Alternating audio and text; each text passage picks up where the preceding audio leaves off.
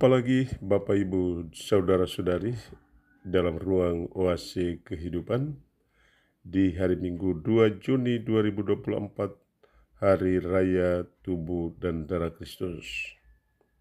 Dalam tema permenungan, setia janji menjamin keselamatan kita. Tidak ada yang lebih menarik daripada kesetiaan. Setia janji dalam hidup perkawinan dan keluarga. Setia janji dalam panggilan dan perutusan. Tanpa kesetiaan, orang terjebak dalam mimpi buruk. Tidak ada cinta kasih, tidak ada sukacita dan keselamatan. Kehidupan keluarga terpecah.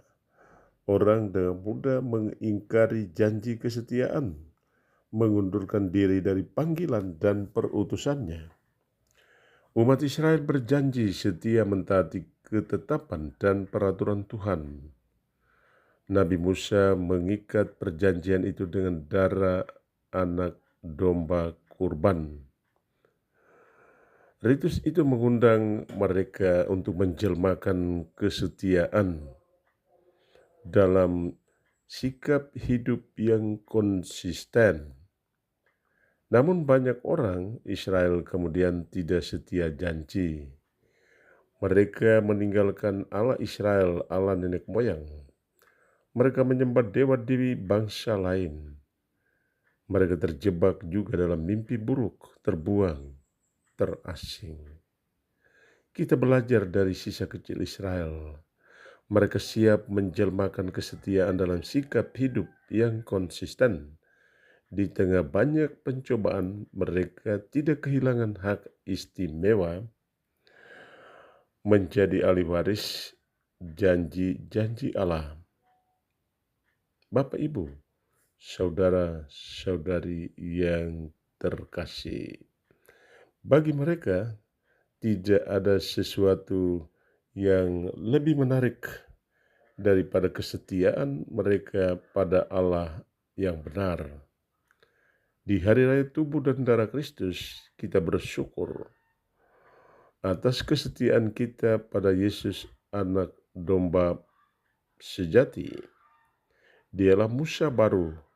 Ia menandai hidup kita dengan tubuh dan darahnya sendiri sebagai jaminan keselamatan kita.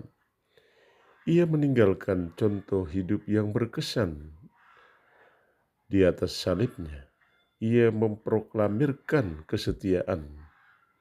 Kita menghormati tubuh dan darahnya tersuci sebagai sumber kekuatan dan jaminan keselamatan kita. Bacalah Keluaran bab 24 ayat 3-8. Apakah kita termasuk bagian dari sisa kecil yang setia dan menjadi ahli waris janji-janji Allah? Orang-orang yang setia mengalami mujizat Ekaristi dalam hidupnya. Tuhan melepaskan belenggu mereka. Mereka siap berkorban, siap melayani Tuhan dan sesama. Bacalah Mazmur 116 ayat 12-13, 15, 16 BC, 17-18. Apakah kita juga mengalami mujizat Ekaristi berupa segala kebaikan Tuhan dalam hidup kita? Rasul Paulus mencerahkan hati dan budi kita untuk bersyukur atas darah tersuci Yesus, anak domba sejati. Dengan darahnya sendiri, Yesus telah menyucikan hati nurani kita dari perbuatan yang sia-sia. Bacalah Ibrani bab 9 ayat 11-15. Manakah perbuatan sia-sia yang harus kita tinggalkan agar kita menjadi ahli waris janji-janji Allah? Yesus meninggalkan kenangan tak terlupakan, yaitu perjamuan Ekaristi bagi para muridnya. Di dalam perjamuan Ekaristi, dia sendiri menjamu kita dengan tubuh dan darahnya sendiri. Ambillah, inilah tubuhku, inilah darahku. Ia tahu melalui Ekaristi ia tetap hadir bagi para muridnya. Di dalam Ekaristi ia menjadi pusat dan sumber hidup kita. Ia menguatkan, dan menyucikan hati nurani kita dari segala perbuatan sia-sia. Ekaristi menjadi warisan berkesan dan tak terlupakan. Kita bersyukur atas Ekaristi dan mujizat Ekaristi dalam hidup kita. Kita memaknai Ekaristi tanda kehadiran Tuhan. Dengan siap berkorban, siap melayani Tuhan dan sesama. Apakah Ekaristi tetap menjadi pusat dan sumber hidup kita?